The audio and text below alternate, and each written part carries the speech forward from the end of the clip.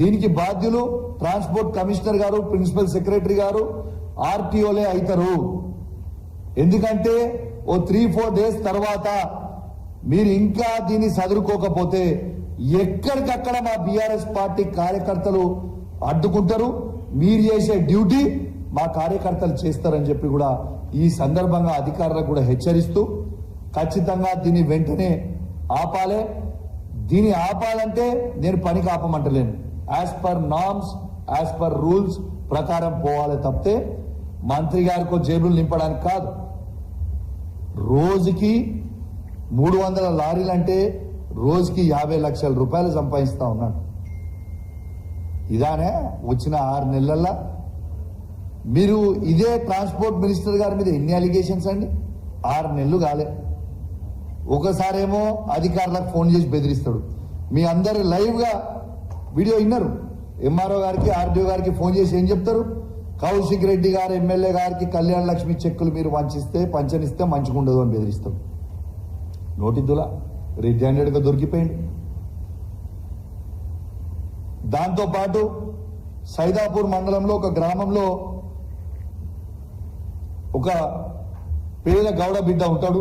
ఆ గౌడ బిడ్డని ఫోన్ చేసి నోటికి వచ్చినట్టు తిడతాడు. ఇలా మంత్రి ఇంకేంటిది ఆయన? లేకుంటే స్టేజ్ మీద ఉంటాడు, కార్యకర్తల కడుపుల డిషూమ్ డిషూమ్ డిషూమ్ డిషూమ్ అని కుదురుతాడు. What is this? ప్రెస్ మీడియాలో పోతాడు. ప్రెస్ మీడియాలో ఎవరైనా క్వశ్చన్ అడితే అంటాడు. అరే ఇదేంటి భయ్? What is this? అంటే ఇంత జోకర్ అయిపోయిండు. ఈ స్కాంగ్రెస్ ని నిజంగా కాంగ్రెస్ స్కాంగ్రెస్ గా మారిపోయింది. ప్రజలందరూ కూడా మిమ్మల్ని గమనిస్తా ఉన్నారు. మీ అందరికి కూడా చెప్తా ఉన్నాం, ఖచ్చితంగా మీ అందరికీ కూడా ప్రజలు గమనిస్తా ఉన్నారు. మీరు రాబోయే రోజుల్లో తీవ్రమైన పరిణామాలు కూడా ఎదుర్కోవాల్సి వస్తుంది. అధికారులకి ఫైనల్ గా ఇంకొకటి చెప్తున్నా. అధికారులకి ఎగ్జాంపుల్ మీకు ఆంధ్రప్రదేశే 2019లో వైఎస్ఆర్ కాంగ్రెస్ పార్టీ గెలిచింది. ఆ రోజు తెలుగుదేశం పార్టీ మొత్తము 23 సీట్లకు పడిపోయి కిందికి పడిపోయింది. అధికారులు ఎటువంటి అటు చేసుకుంటే 5 సంవత్సరాల తర్వాత మళ్ళా తెలుగుదేశం పార్టీ వచ్చింది.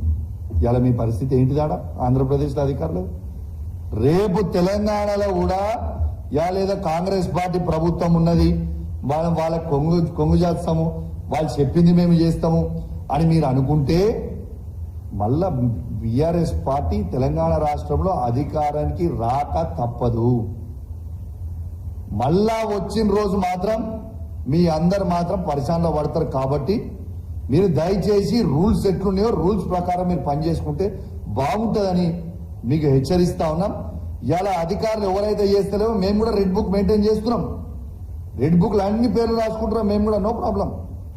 మ్యాటర్ ఆఫ్ టైం వచ్చినప్పుడు మళ్ళీ మీకు కూడా తీవ్రమైన పరిణామాలు ఎదుర్కోవాల్సిన పరిస్థితి వస్తుంది. కాబట్టి మీరు దయచేసి, మీ మీద మాకు గౌరవం ఉంది, మిమ్మల్ని మేము బెదిరిస్తలేము, కానీ మీకు జస్ట్ గుర్తు చేస్తున్నాం మీ బాధ్యతని.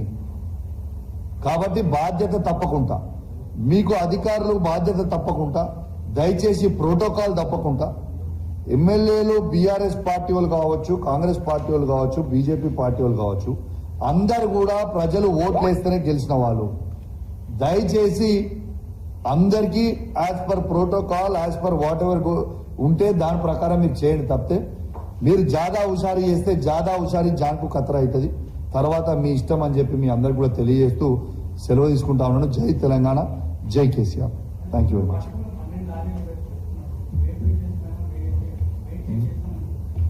ఎస్, డబుల్ ఉంది బ్రదర్. ఇప్పుడు 30, ఇప్పుడు ఎగ్జాంపుల్ నీకు చెప్తామా, 2.5 టన్స్. ఇప్పుడు ఎగ్జాంపుల్ నీకు చెప్తున్నా. ఇప్పుడు ఒక లారీ TS 36 TA 4689 అని ఒక లారీ ఉంది. ఈ లారీ దీంట్లో వీళ్ళు యాక్చువల్లీ ఈ లారీ పోవాల్సింది 32 టన్స్ లేకుంటే 36 టన్స్ మ్యాక్స్. ఇగో వే బ్రిడ్జ్ దగ్గర చేసింది you can see it is 76.5 tons. అంటే లిటరలీ డబుల్ మీద. It's more than double, it's double అనుకోండి. దానికి లారీ ఇస్ ది 14 టన్ తీసేస్తే, లారీ వెయిట్ 14 టన్ తీసేస్తే it is double the weight. Yes, travel చేస్తుంది. It is the truth, it is live పట్టుకున్నాం, evidence చూపించినాం. అయితే అరే రూల్స్ కదా బ్రదర్, అయితే నేను తయారు చేసింది కాదు కదా, లైవ్ గా ఆర్టీఓ గారు ముంగట ఇవి లైవ్ గా వేబ్ రీచ్ తీసుకొని వచ్చినా మీకు రిజిస్ట్రేషన్. అందుకే యాక్సిడెంట్స్ అవుతున్నాయి అని చెప్తున్నా. ఆ లారీ తట్టుకోలేక దాని కెపాసిటీ 32 టన్స్ ఉంది, వాళ్ళు 73 టన్స్ అలా తీసుకుపోతున్నప్పుడు ఏమవుతుంది, దాంట్లో బ్యాలెన్స్ ఉండదు, దాంట్లో ఫ్లై యాష్ అంతా పైనుంచి వస్తుంది, అదంతా రోడ్డు మీద పడుతుంది. ఆ రోడ్డు మీద పడడంతో ఏమవుతుంది, ఎవరైనా బైక్ లో పోయేవాళ్ళు ఎవరన్నా కావచ్చు. అదే విధంగా చెప్తాను మీకు, ఆ లారీ రోడ్డు మీద పడడంతో ఆ ఫ్లై యాష్ రోడ్డు మీద పడుతూ బండ్లు స్కిడ్ అవుతాయి.